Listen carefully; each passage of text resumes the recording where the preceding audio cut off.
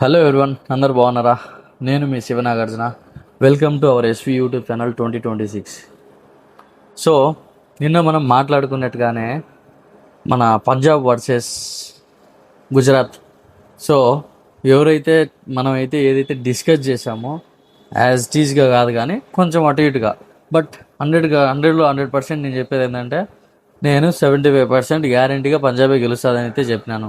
అనుకున్నట్టుగానే అదే గెలిచింది. సో అది నా నోటి వాక్యం లేదంటే ఆ చెప్పిన టీం ప్రకారం జరిగిందో మరి తెలియదు కానీ, బట్ నేను చూసుకున్నట్లయితే టీం పరంగా అయితే ఇప్పటికీ చెప్తున్నాను, మా పంజాబ్తో కంపేర్ చేసుకుంటే సీనియర్ మోస్ట్ ప్లేయర్స్ ఎక్కువ గుజరాత్లోనే ఉన్నారు. సో ఏదేమైనా టాస్ గెలిచడం, మ్యాచ్ గెలిచడం అనేది కామన్గా ఉంటుంది ఏది T20 ఫార్మాట్లో. అదే జరిగింది నిన్న ఐపీఎల్ మ్యాచ్లో కూడా.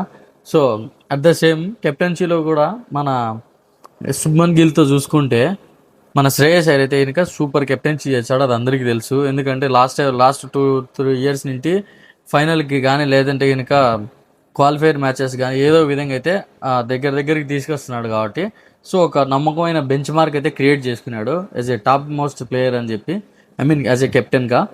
సో అదే జరిగిందనమాట. సో అదే సేమ్ ఈరోజు కూడా అలాగే. ఈరోజు 1 ఏప్రిల్ జరగబోయేటువంటి మ్యాచ్ ఏదైతే ఉందో, ఇది మన Delhi versus Lucknow super Giants match ఉంది కదా. సో వాళ్ళ టీమ్స్ కూడా సేమ్ అలాగే ఒకటి, వాళ్ళ బలం ఏంటి వీళ్ళ బలం ఏంటి, ఏ ప్లేయర్స్ ఎక్కడున్నారు అని చూసుకొని ఫైనల్గా ఎవరు మ్యాచ్ గెలుస్తారు, 100% ఛాన్స్ ఉందా లేదంటే 75% అండ్ అబోవ్ ఛాన్సెస్ ఉన్నాయని చెప్పి మ్యాచ్ ఎవరు గెలుస్తారో అని అయితే చెప్తాను. అయితే కంప్లీట్ టాస్ మీద డిపెండ్ ఉంటుంది కంప్లీట్గా నేను చెప్పే ఏదైతే ఉందో. సో అదైతే టాస్ ఎవరు గెలుస్తారా అనే కాన్సెప్ట్ మీద డిపెండ్ అయితే ఉంటుంది. సో మనమైతే ఇప్పుడు మ్యాటర్లోకి వెళ్ళిపోదాం. సో ఈరోజు చూసుకున్నట్టయితే లక్నో వర్సెస్ ఢిల్లీ ఉంది మ్యాచ్ అయితే. సో టీం ఎవరు బలంగా ఉన్నారు ఏం కథ చూసుకుందాం ఒకసారి. సో స్క్వాడ్ చూద్దాం ఫస్ట్. సో లక్నో చూసినట్టయితే రిషబ్ పంత్ మన పొట్టిబాబు, so keeper cum captain. So batting అయితే బాగానే ఆడతాడు, కీపింగ్ పర్లేదు, ఇబ్బంది లేదు. తర్వాత మాక్రమ్ అయితే ఉన్నాడు. మాక్రమ్ కూడా మంచి బ్యాట్స్మెన్, సో ఇబ్బంది లేదు. మంచి పవర్ఫుల్ హిట్టింగ్ కానీ లేదంటే కనుక స్టేబిలిటీ అయితే ఉంటుంది బ్యాటింగ్ పరంగా అయితే. మిచెల్ మార్స్ కూడా బ్యాటింగ్లో నెక్స్ట్ లెవెల్ ఉంటుంది, ఇబ్బంది లేదు. ఆ తర్వాత Nicholas Pooran wicket keeper cum batsman. So ఇతను కూడా బ్యాటింగ్ అయితే ఏమంటారు, వెస్టిండీస్ ప్లేయర్స్ గురించి మనం చెప్పనక్కర్లేదు. సో ఆడితే బీవచ్చం ఇస్తారు, లేదంటే సంకల బ్యాట్ ఎట్టుకొని వెళ్ళిపోతారు.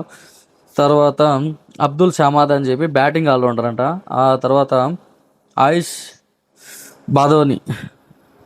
బాదోని ఇతను బ్యాటింగ్ ఆల్రౌండర్ అని అయితే మెన్షన్ చేసినారు.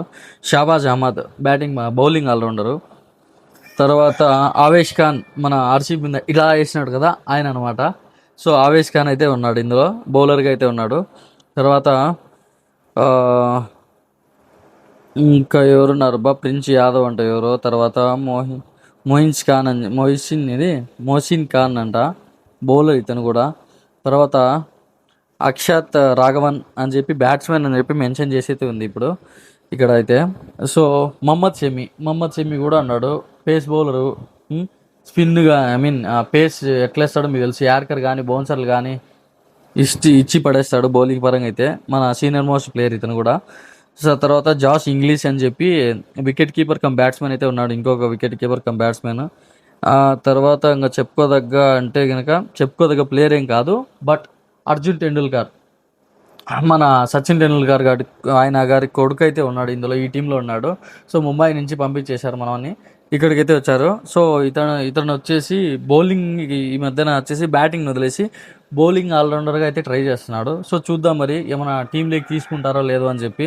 అంటే రికమెండేషన్ కాబట్టి నెపోటిజం చూపించి ఏమైనా మనని తీసుకొని టీంలో పెట్టే ఛాన్సెస్ అయితే ఎక్కువైంది. బట్ అయితే టాలెంటెడ్గానే ట్రై చేస్తున్నాడంట. So hats off to you bro. So టీంని కంప్లీట్గా చూసినాక నాకు అనిపించింది ఏంటంటే టీంలో అయితే బ్యాటింగ్ పర్లేదు, బౌలింగ్ పర్లేదు, ఆల్రౌండర్ కూడా బాగానే ఉన్నారు,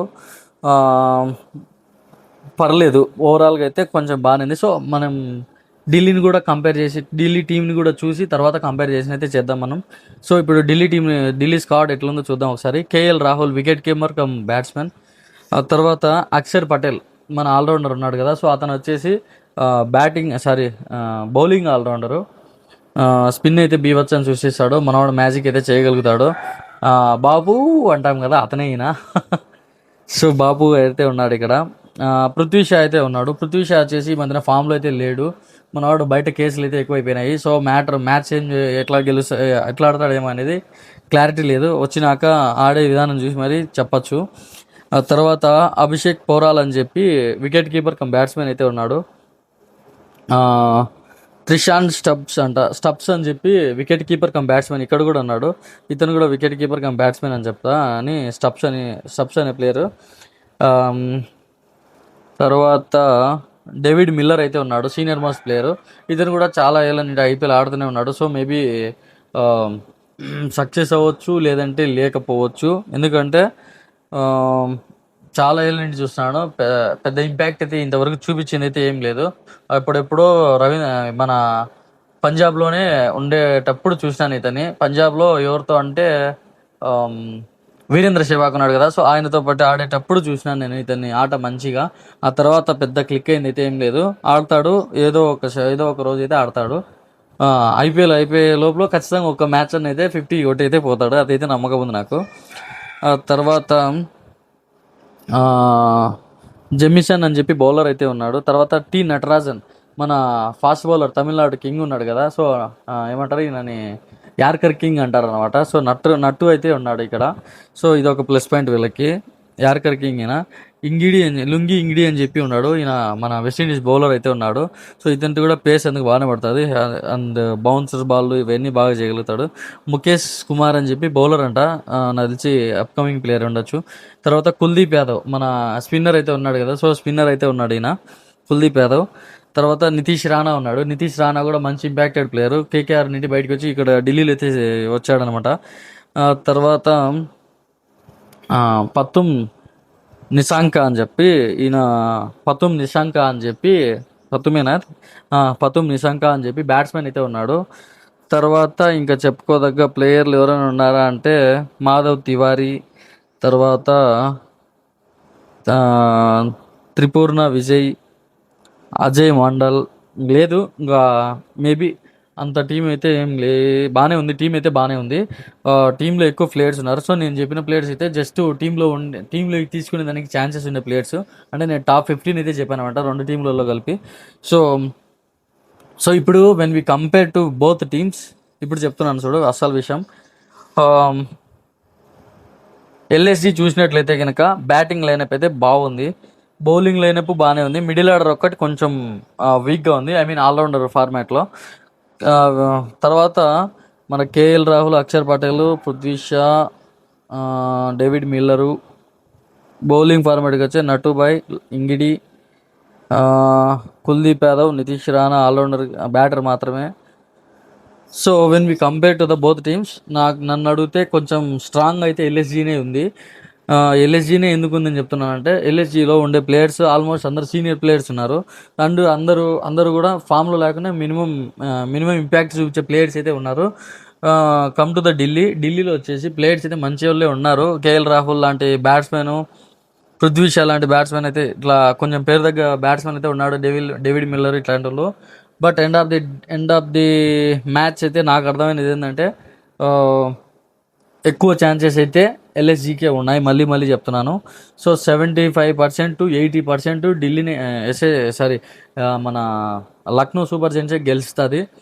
ఒక 10 to 20% ఢిల్లీ గెలిచే ఛాన్సెస్ ఉంది. కానీ మెయిన్ థింగ్ ఏంటంటే, టాస్ ఎవరైతే పడతారో వాళ్ళే గెలిచేదానికి ఛాన్సెస్ అయితే ఎక్కువ ఉంటాయి. మళ్ళీ చెప్తున్నాను, టాస్ ఎవరైతే పడతారో వాళ్ళే గెలిచేదానికి ఛాన్సెస్ ఉంటాయి. టాస్ పడిందంటే ఖచ్చితంగా ఎవడైనా సరే T20లో ఏం తీసుకుంటారు, చేజింగే తీసుకుంటారు. ఎందుకంటే చేజింగ్లో అయితే చూసి ఆడుకోవచ్చు అనే ఉద్దేశంతో చేజింగే తీసుకుంటారు. కాబట్టి టాస్ ఎవరు పడతారో వాళ్ళే చేస్తారు. ఒకవేళ 200+ కొడితే కనుక ఢిల్లీ వాళ్ళు టాస్ పడి 200+ కొడితే కనుక ఢిల్లీ వాళ్ళు బ్యాటింగ్ లైనప్ అయితే కొంచెం డౌన్గా ఉంది. కాబట్టి ఒకవేళ చేజింగ్ తీసుకునే ఓడిపోయేదానికి ఛాన్సెస్ అయితే ఢిల్లీకి అయితే ఉంది. కానీ మన ఎల్ఎస్జీకి అయితే అలాంటి ఛాన్స్ ఏం లేదు. సో 100% అయితే ఎక్కువ ఛాన్సెస్ ఎల్ఎస్జీకే ఉంది. కాబట్టి చూద్దాం మరి ఏమవుతుందో. సో చెప్పిన టీం ప్రకారం మీకేమర్థమైంది, సో మీరు ఎవరు గెలుస్తారని మీరు అనుకుంటున్నారు నా ఒపీనియన్ అయితే ఎల్ఎస్జి అని చెప్పాను. సో మీ ఒపీనియన్ ఏంటో మన కమెంట్ రూపంలో ఢిల్లీ ఆర్ ఎల్ఎస్జి గెలుస్తుందని చెప్పి కమెంట్ చేయండి. అండ్ అలాగే మన టీంని మన యూట్యూబ్ ఛానల్ని కొంచెం సబ్స్క్రైబ్ చేసి మీ ఫ్రెండ్స్కి కూడా షేర్ చేస్తే నాకు కొంచెం హెల్ప్ అవుతుంది. అండ్ అలాగే వీడియోని మొత్తం చూసి మీ అభిప్రాయాన్ని ఫీడ్బ్యాక్ రూపంలో చెప్పండి. అండ్ అలాగే నేను చెప్పే విధానం కానీ లేదంటే నేను ఏమైనా చేంజ్ చేసుకోవాలా అని చెప్పి నాకు గురించి కూడా కొంచెం ఫీడ్బ్యాక్ ఇస్తే నేను కూడా చేంజ్ అయితే అవుతాను. ఎందుకంటే నేను కొత్త యూట్యూబర్ని, మీకు తెలుసు నేను ఈ మధ్యనే వచ్చినాను యూట్యూబ్లోకి. సో నేను కూడా కన్సిస్టెంట్గా అయితే వీడియోలు చేయాలని అయితే ఫిక్స్ అయ్యాను.